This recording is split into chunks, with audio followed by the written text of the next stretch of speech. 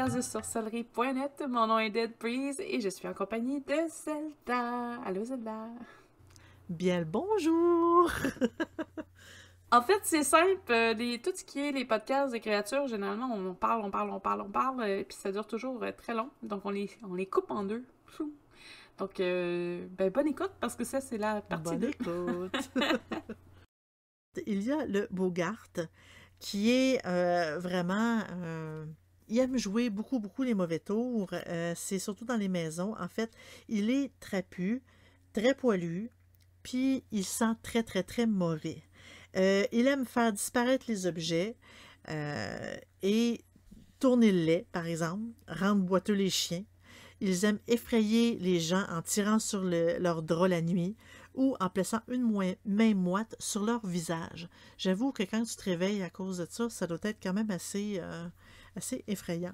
En gros, les Bogarts, ils sont censés suivre une famille, peu importe où est-ce qu'elle va, mais un fer à cheval accroché au-dessus de la porte va empêcher le Bogart de les suivre. Ça explique des fois pourquoi il y a un fer à cheval accroché dans la maison. Un autre, le Buggle. En fait, ça vient du folklore écossais et il a un tempérament quand même assez violent. Il aime perturber les enfants paresseux ou désobéissants. Il aime mettre le désordre, il renverse le lait, puis il fait aussi des bruits bizarres. Et les adultes blâment toujours les enfants pour les bruits qu'il fait.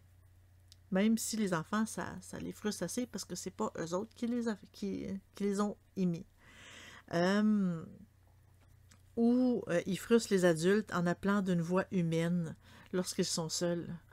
Des fois, quand on a l'impression d'entendre des voix, c'est peut-être le Buggle.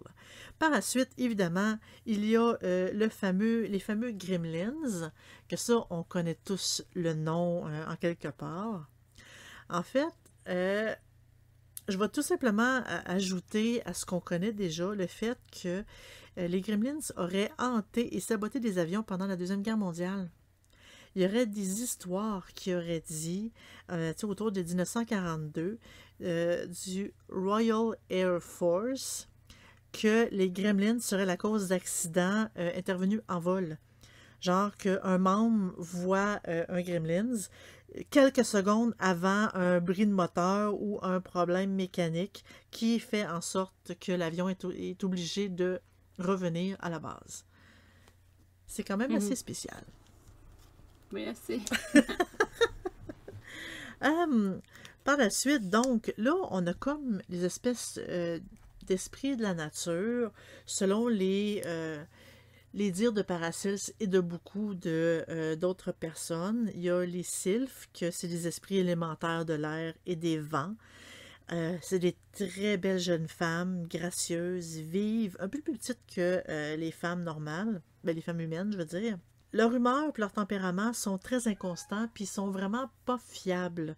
De sens, si on en rencontre une, il faut quand même faire quand même assez attention, si vous les cherchez, bien sûr.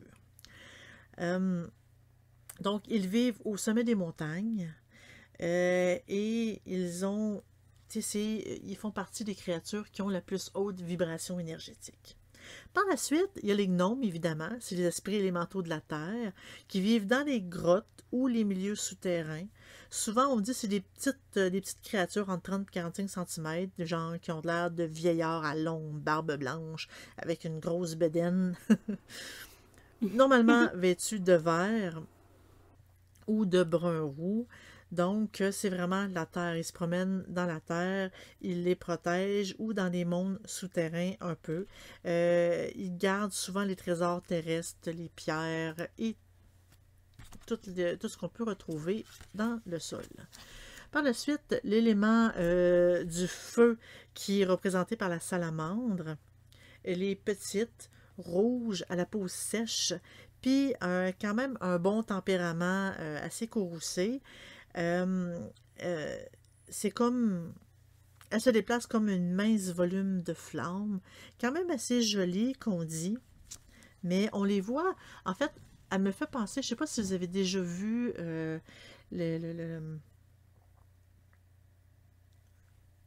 l'animation de Disney, Une nuit sur le mont Chauve. Tu sais, on voit vraiment le démon qui se lève, qui fait une grosse fête et par la suite se recouche au lever du jour. On voit des espèces de petites créatures du feu qui dansent dans la main du démon et ça ressemble un peu à ça. Moi, ça me fait penser à ça, en fait. Des petites salamandres. En fait, on dit ils sont essentiels pour la création du feu parce que sinon, même les étincelles ne font pas de feu s'ils ne sont pas présentes. Mais ça, encore là, on parle de mythologie et tout. On a les ondines pour les esprits élémentaux de l'eau. Ils ont l'apparence de femmes et des fois, ils ont aussi l'apparence d'un poisson ou d'un serpent, mais ils ont une peau douce, fraîche, une très jolie voix qu'on peut entendre par-dessus le bruit d'une cascade. Comme les sirènes et les autres esprits de l'eau, elles vivent dans les étangs, les lacs et les ruisseaux des bois. Donc, les ondines, comme les sirènes, et comme aussi les autres créatures que j'ai mentionnées plus tôt, ils peuvent se transformer en femmes pour épouser un homme. Donc, ils veulent juste acquérir une âme humaine. Ça a l'air que les humains ont des âmes qui sont très recherchées par les créatures. Donc, je vais dire aussi que ils sont très méchantes quand que l'homme en question les trahit, parce que quand elle le découvre, l'homme qui s'endort dans les bras de son amante ne se réveillerait jamais. Oh. C'est assez morbide là aussi. Retournons un peu dans l'Europe de l'Est. En fait, il y a les villas qui sont des fées. C'est des très belles jeunes femmes, ailées, nues ou vêtues de blanc, à la longue chevelure flottante. C'est des métamorphes, mais elles sont capables de se transformer en cygne, en cheval, en serpent ou en faucon. Mais elles aiment bien une forme humaine. Une forme humaine, je ne dis pas nécessairement la taille d'un humain. En fait, elles vivent dans les profondeurs des forêts. Ce sont les protectrices des animaux, des plantes. Elles étaient vénérées pour leur grande connaissance des plantes médicinales. Donc, les hommes qui font du mal à leurs créatures sont attirés dans un cercle magique ou poussés à danser jusqu'à la mort, ou écrasés par un glissement de terrain, ou noyés dans un fleuve. Disons qu'il y a pas mal l'embarras du choix. Ils vont finir par mourir de toute façon. En fait, on dit que les villas viendraient d'esprits de femmes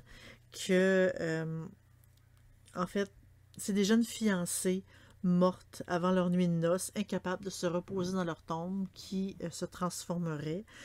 Ou, selon d'autres, ce sont les esprits des femmes que leur frivolité a piégé entre ce monde et la vie après la mort. Hein? Qu'est-ce que je lis là, moi? OK. Ouais, c'est bon. Je ne comprenais plus ma note. En fait, leur frivolité a fait en sorte qu'ils sont piégés entre la vie et la vie après la mort. Donc, elles deviennent des villas.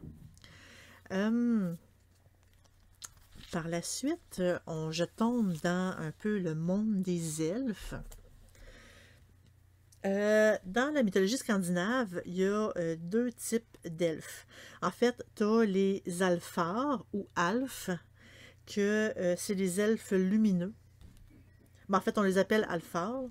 Les elfes lumineux, qu'on appelle les liosalfars.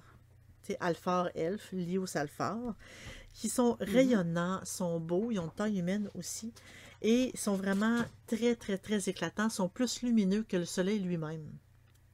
Ils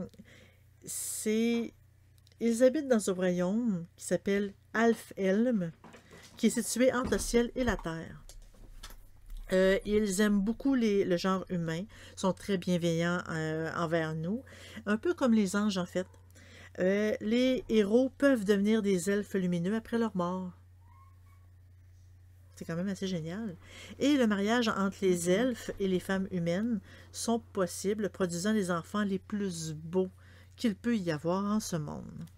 D'un autre côté, on dit que les elfes noirs, qui s'appellent les Dokalfar, et là, je m'excuse encore si je ne le prononce pas comme il faut, euh, en fait, les autres, euh,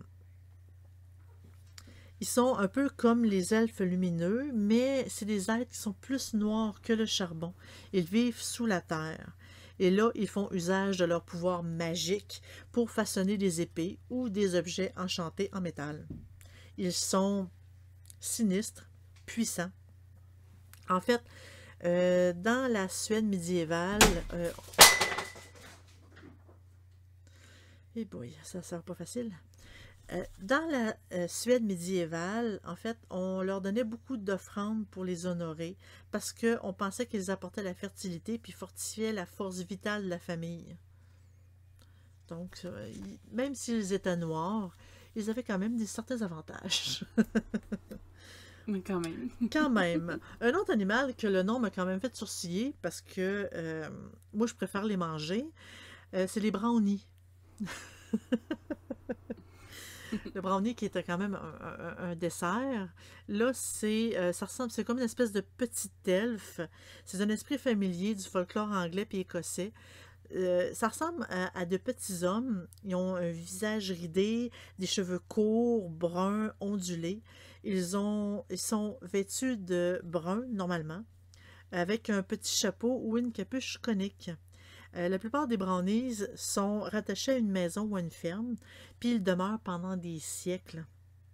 Ils protègent cette maison-là et en fait, ils sont perturbés quand les hommes se querellent ou maltraitent leur animal. Ils sortent la nuit pour accomplir leur travail, qui inclut le nettoyage de la maison ou de la grange, transformation du grain en farine ou le barattage du beurre. C'est quand même assez intéressant, hein? C'est dommage que ça n'existe pas dans les maisons ici. Pour les payer, en fait, les occupants de la maison doivent laisser un bol de crème ou de potridge ou une miche de pain frais. En gros, ça les nourrit, puis en même temps, ça les paie. Mais les brownies se sentent facilement insultés. Donc, il ne faut jamais critiquer leur travail parce qu'une fois offensés, ils vont défaire tout ce qui a été fait puis abandonner la maison. Moi, je trouve que cette histoire-là ressemble pas mal aux mamans qui ne veulent pas que les enfants ou leur mari critiquent leur ménage ou leur nourriture. Donc, faites attention, sinon les brownies vont tout défaire ce qu'ils ont fait. Tu trouves pas? Ben, il y en a plusieurs que c'est comme ça. Tu vois, en Espagne ou au Portugal, il y a des je pense qu'ils peuvent l'appeler en espagnol El Coco, mais il y a un Cocoy qui est un mâle, puis une Cuca qui est une femelle. OK. Puis c'est comme une espèce de monstre fantomatique qui kidnappe les enfants qui sont désobéissants. Et il les fait disparaître. C'est un peu comme notre, je pense que c'est le bonhomme 7 heures qu'on dit ici, là, mais que ils trouvent pas vraiment d'histoire, je dirais pas technique, là, mais officielle à peu près de cette créature-là, mais ils disent que il y a plein de poèmes, chansons, les parents chantent aux enfants pour être sûr que les enfants restent obéissants, puis qu'il y ait comme assez peur pour pas être désobéissant, mais que ça soit pas trop pour que justement ça crée de l'angoisse, mais pour que ça soit trop pire. C'était une créature. Oh oui, mais c'est un peu le même principe d'espèce de kidnapping. Je pense que il y en a plusieurs comme ça là, en fait, dans beaucoup de cultures. Puis je pense que c'est une façon de dire, ben gars, écoute, si vous suivez pas les conseils de vos parents ou de vos amis, ben vous allez disparaître. Un méchant monstre qui va aller disparaître, qui va vous kidnapper ou faire des trucs négatifs. Là, donc, je trouve ça comique parce que c'est juste la même chose sous différentes formes en tant que tel. Ben, c'est ça. Ça sent les inventions des parents juste pour que, justement, il n'y a personne qui critique le travail ou pour que les enfants soient très sages. Il y en a un autre, ça vient d'Allemagne, en fait, c'est le kobold. En fait, ça ressemble c'est à peu près comme le brownie, mais lui aussi, il a l'air d'un petit vieillard ridé. Mhm. Il vit près de la grange ou de l'hâte. La maison va être plus belle parce que quand on lui laisse sa part du dîner, il va terminer toutes les corvées, pardon, ménagères inachevées pendant que la famille dort. C'est pratique. En fait, c'est comme une Mhm. maman. Tu sais, les enfants voient la maman commencer, puis pendant que les enfants dorment, la maman se termine toutes les tâches ménagères. Ça ressemble un peu au kobold, que lui, toutes les tâches ménagères inachevées sont terminées la nuit par le kobold. Euh, donc, Là, je vais pas me mélanger, oui, mais il y a pas un truc avec une chandelle avec avec eux? une chandelle. Ouais, attends. Non. Ils sont pas dans les... Ouais, ils sont dans les mines. Mais ça, c'est de où? Parce que c'est ça, sont pas dans... Mais en tout cas, moi, la version que j'ai, ils se naissent dans les Ah, mines. Genre, sous la terre, pis c'est... euh, Mais il y a plusieurs... Ah, ok, attends, il y a plusieurs sortes à ce que je vois.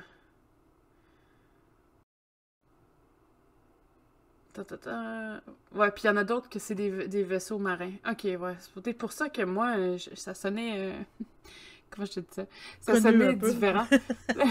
J'étais comme, ah, il me semble que c'est pas ça que je connais d'eux autres. C'est aussi des créatures qu'on voit souvent dans les jeux vidéo, parce qu'ils sont moins connus que de les appeler des gobelins, parce que ça c'est pas mal la même chose, ça. Mhm. Euh, Parce que les gobelins s'appellent ben, moi, c'est la version que j'ai, des kobolds en Allemagne, des Domoviks en Russie, puis ça ressemble beaucoup à tes Brownies de l'Angleterre, là. Donc tout se ressemble beaucoup, beaucoup, beaucoup. Euh, mais les kobolds, de mémoire, eux, c'était vraiment plus, en tout cas, les souterrains. Mais après, c'est ça, ça peut varier d'un village à un autre, là.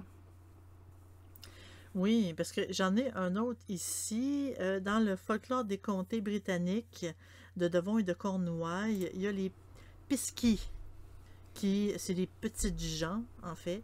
Ils ont une forme humaine, yeux bridés, oreilles pointues, souvent coiffés de bonnets pointus. Aussi, ils aident la famille de leur choix pour les corvées. Euh, Lorsqu'ils sont traités avec respect et récompensés par des bols de nourriture avec des secoupes de lait. Dans la plupart des histoires, ils sont malveillants. Ils font beaucoup de mauvais coups. Ils aiment faire des farces aux hommes qui sont peu méfiants, les gens les égarer, voler leurs chevaux, puis qu'ils sont retournés par la suite décoiffés. En fait, leur crinière, je parle, là, surtout. Euh, Aussi, on dit qu'ils emprunteraient des enfants. Parce qu'il y a des histoires d'enfants qui disparaissent, qui sont retrouvés 2, 3 jours plus tard à exactement l'endroit où est-ce que leur mère les aurait vus pour la dernière fois. Et ces enfants-là auraient rencontré des histoires comme quoi que, il y avait une petite créature qui les aurait amenés dans une grotte étincelante de joyaux, puis qui aurait été nourrie de miel, puis endormis par des chants et tout et tout. Ça fait quand même assez magique et étrange. Par la suite, évidemment, on peut parler du léprechaun, qui est un petit peuple dans le folklore irlandais. En fait, ils sont petits, qui ressemblent un peu comme un nain.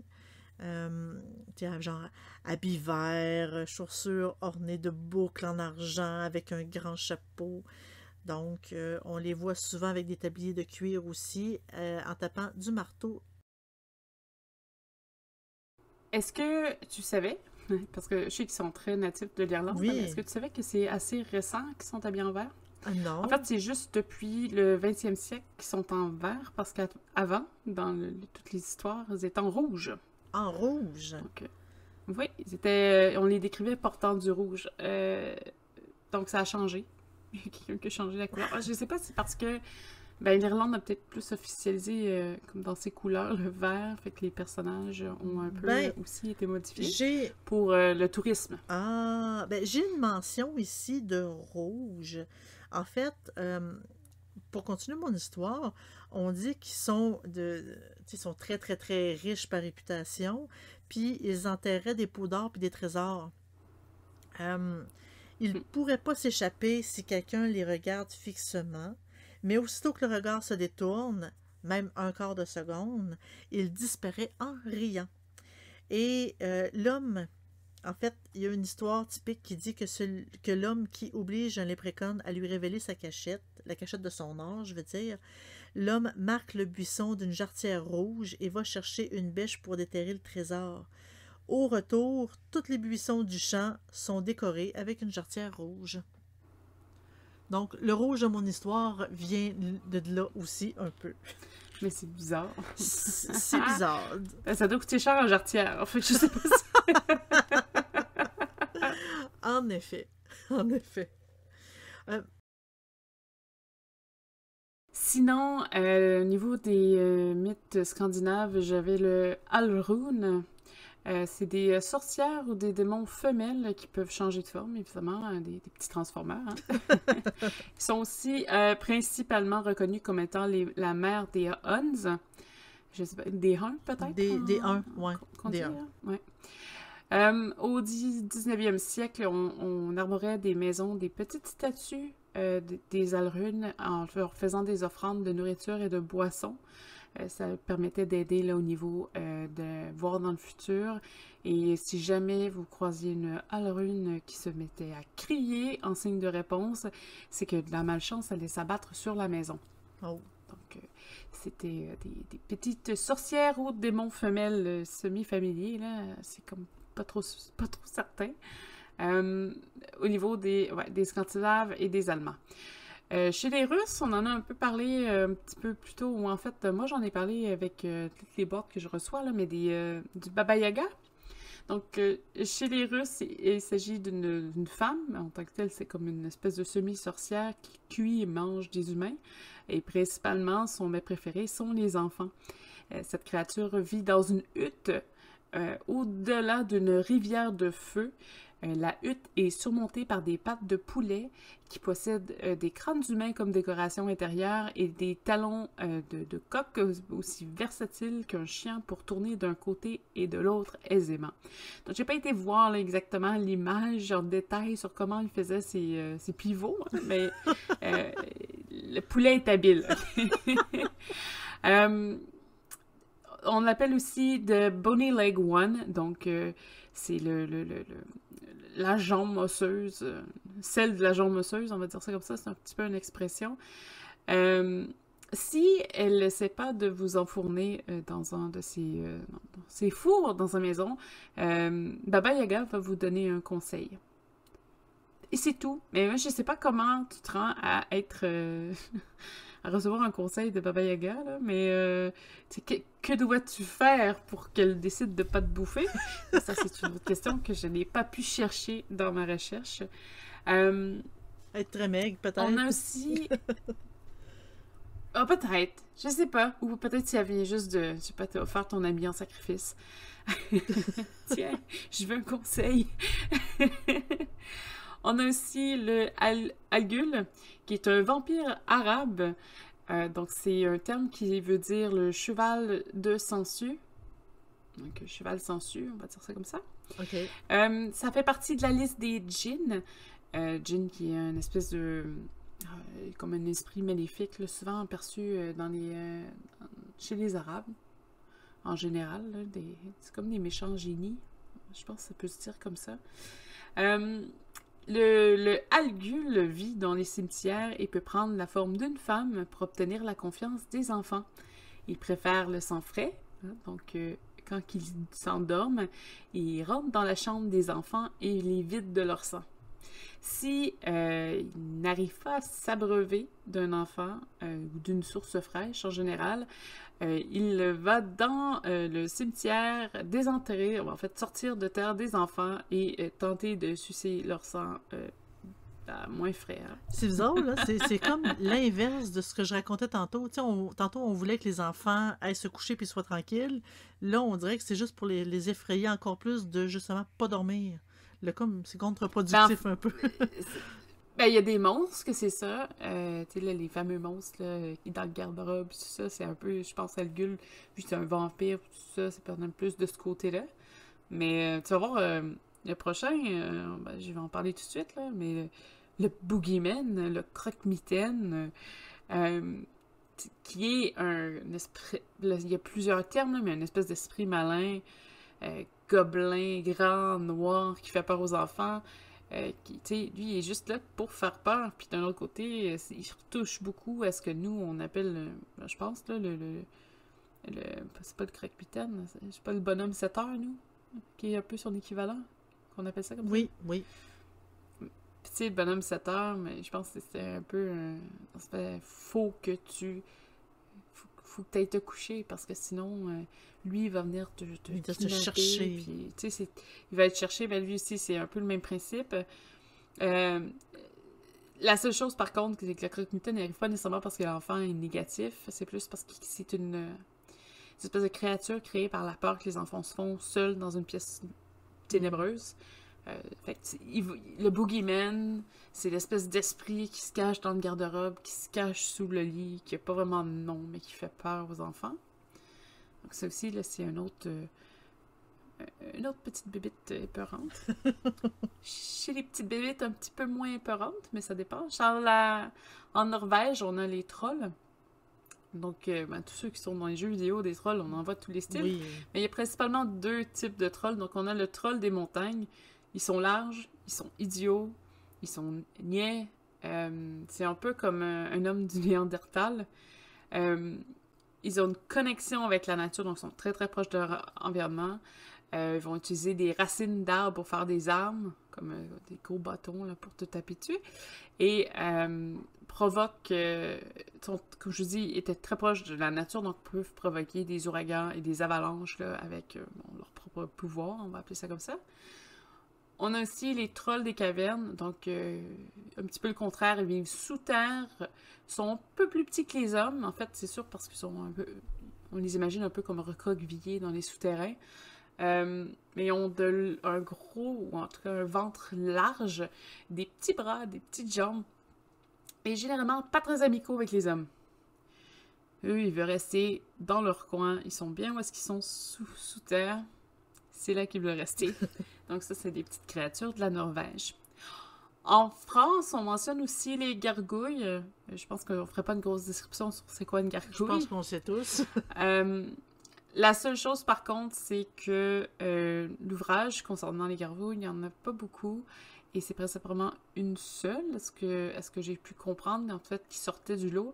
Et la légende est basée sur un document autour de 631 à 641, provenant du bishop de Rouen. Qu'il décrivait un espèce de dragon avec des ailes de chauve-souris, un long cou, qui a la possibilité de cracher du feu. Dans la gargouille. Gargouille, qui je pense, qui est devenue une icône de un peu les gardiens de la maison. Oui. Protectrice. Ici, on en voit. Il y en a ici. Plus de façon artistique. Puis je pense que les nouvelles gargouilles, ils gardent le côté un peu... même si c'est plus vraiment des bêtes, là, il y en a, c'est des humains, là, mais le côté un peu exagéré des traits, puis tout ça, puis j'ai vu des images récentes de gargouilles qui étaient vraiment intéressantes, mais on est loin là, de l'espèce de bête ailée avec...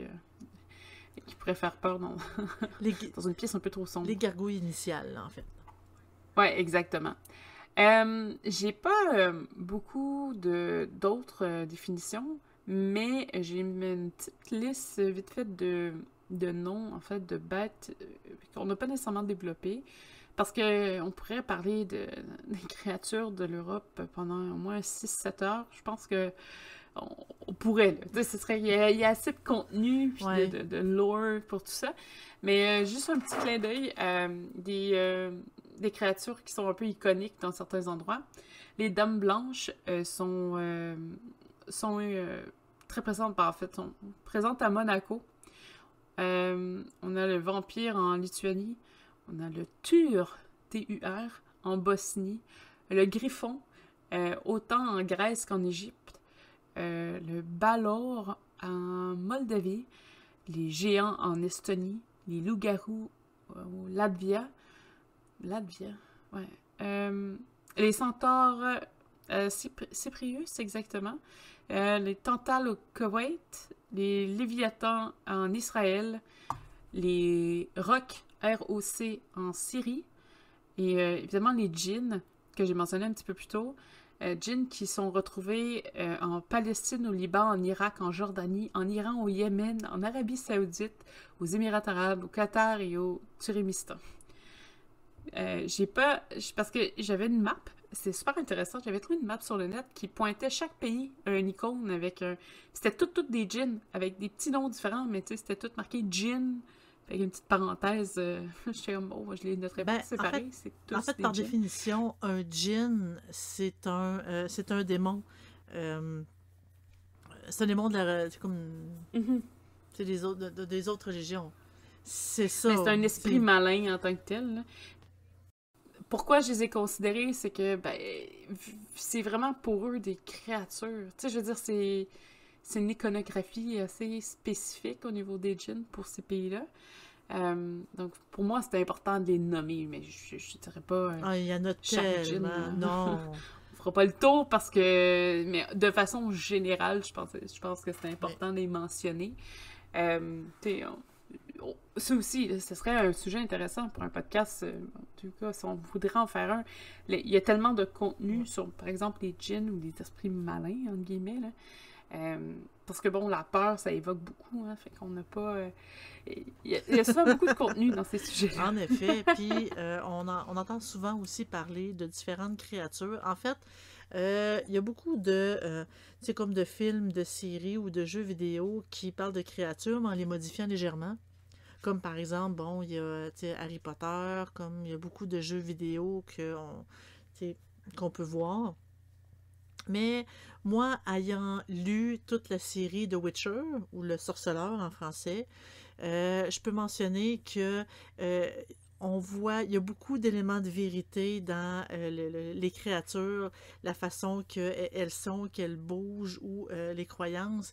En fait, l'auteur est allé chercher beaucoup dans les mythologies pour décrire les créatures que Geralt doit tuer ou doit côtoyer. Et à chaque fois qu'il en mentionne une, je trouve ça vraiment, vraiment, vraiment intéressant parce que justement, on voit un peu le lien. Il parle même de l'histoire de Cendrillon et tout. Donc, ben, pas nécessairement Cendrillon, je veux La Belle au bois dormant et tout. Donc, il prend le mythe, il les manie légèrement, vraiment à peine, juste pour les faire rentrer dans leur histoire. Donc, si vous voulez aussi, il y a beaucoup, beaucoup, beaucoup de créatures qu'on a mentionnées et celles qu'on a oublié de mentionner qui sont incluses aussi dans la série de livres de Witcher. Mais Oui. je pense qu'il y a plusieurs séries qui font ça parce que là, je vais pas lancer un débat. Parce que moi, En fait, je parle pas de la mais série de télé. Moi, je parle vraiment des livres. Oui, mais moi, je parle d'une série télé. Je pense que c'est Supernatural. Non. Avec bien des gens qui se fient. Moi, personnellement... Oui, un peu. Je sais pas si toi, tu l'as écouté. Je l'ai pas écouté parce que j'ai eu l'épisode des Banshees, puis je vais c'est pas ça, une Banshee. Mais il y en a beaucoup qui référencent aussi à ça. Mais si tu me dis que ça a zéro lien, je sais pas. Pour vrai, j'ai aucune idée à quel point c'est véridique, mais je pensais qu'il faisait le tour des créatures. Je me dis, peut-être ça peut donner une idée générale, là, mais peut-être pas se fier à ça comme... Oui, mais c'est ça. Ben, en fait, moi, je l'ai écouté un petit peu pendant mon congé de maternité. Il y a de cela maintenant 10 ans, disons-le. De ce que je me souviens, en effet, il y a beaucoup de modifications qui ont été faites dans la série Supernatural. Donc, il faut vraiment prendre avec des pincettes ce qui est dit. Mais il y a d'autres auteurs qui sont pas mal plus honnêtes avec les créatures, comme par exemple, J.K. Rowling, je sais qu'elle s'en est basée beaucoup. Elle les a modifiées légèrement, mais c'est quand même basé beaucoup, beaucoup par la mythologie. On peut plus faire confiance à ça que, vraiment aux séries Supernatural. Non, j'ai fait le tour. Moi, j'ai fait le tour, oui, si jamais... oui. c'est toi aussi, hein, je pense. Sur ce, on vous souhaite une excellente semaine. Au revoir!